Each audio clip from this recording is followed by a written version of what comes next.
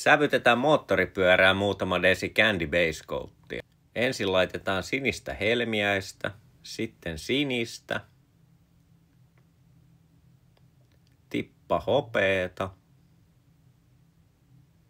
sitten sinistä xirallikkia, vähän kirkkaampaa helmiäistä. Katsotaan miltä näyttää.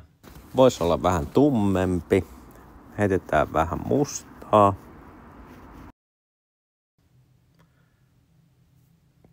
Katsotaan, jos nyt olisi parempi. On heti huomattavasti parempi. Heitetään vähän siihen sideainetta. Ja sitten sinistä kändiä.